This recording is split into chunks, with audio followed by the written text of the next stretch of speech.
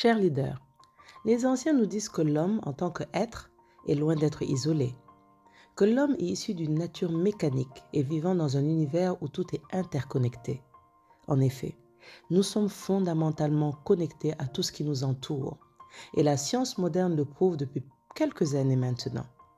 Et oui, c'est grâce aux relations que des particules tissent entre elles, ceci depuis un monde invisible à vue humaine, que les activités de l'infiniment petit font émerger notre réalité. Il faut le dire. En fait, il faut lire dessus. Et tu verras que la science moderne démontre enfin, par le biais de la mécanique quantique. En fait, est-ce que tu sais c'est quoi la mécanique quantique? Le quantique, la thérapie quantique, le soin quantique, l'énergie quantique, tu as déjà entendu? Tout un univers qu'il va te falloir saisir en ce début de 21e siècle. Les enjeux sont énormes. Oui, la science moderne démontre que deux particules intriquées restent en lien de manière non locale, c'est-à-dire que l'éloignement ne compte pas. L'information passe de l'une à l'autre de manière immédiate, quelle que soit la distance.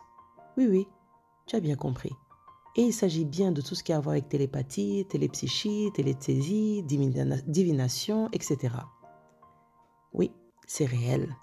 Et la science moderne arrive enfin à l'expliquer et à reconnaître ce lien déconcertant que l'énergie entretient avec elle-même, quelle que soit la distance ou la dimension où elle se manifeste, et qu'ils appellent d'ailleurs procédé télépathique ou le phénomène de l'énergie quantique. Chers leaders, nos anciens ont connu et pratiqué ceci depuis la nuit des temps et bien plus, et les enjeux sont énormes pour toi, pour ta réussite. Mais ils ont été taxés de sorciers et de sorcières, et tu as été sevré d'un héritage inestimable pour ton ascension.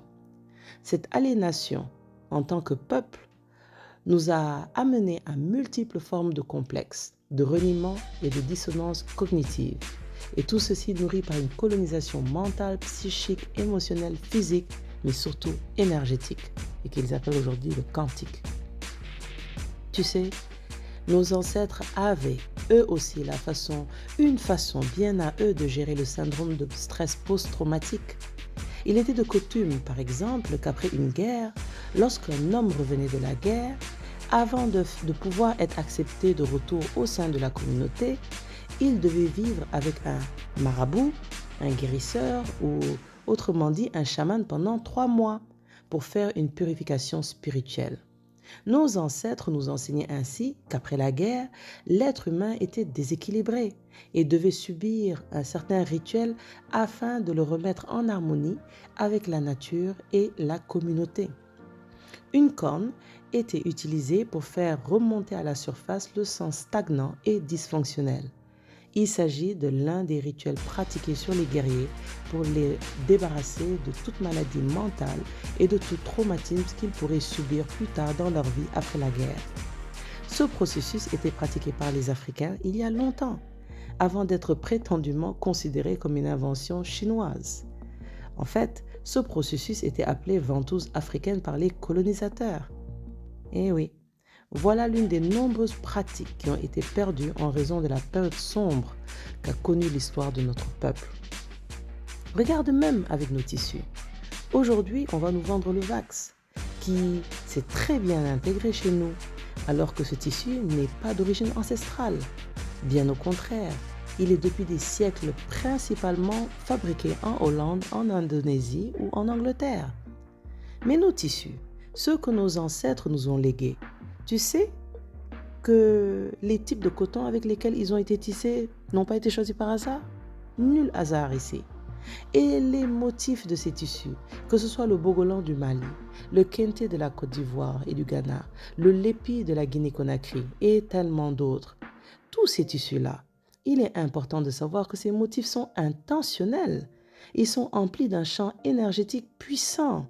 Ils sont en train de te programmer énergétiquement, cher Africain, cher leader. Si tu as regardé le film Black Panther, il y a un moment où le personnage de Nkwabi est debout avec les rhinocéros et il met sa cape et rien n'arrive sur lui. Eh bien, tu sais que les vêtements sont créés pour ça? Les tissus que les anciens nous ont légués sont créés pour que énergétiquement tu sois en place. Ce n'est pas seulement culturel, c'est vital. Alors, pourquoi je te dis tout ça maintenant? La suite prochainement, et notamment sur les enjeux du leadership et du management en ce 21e siècle pour notre communauté dite africaine. À très bientôt.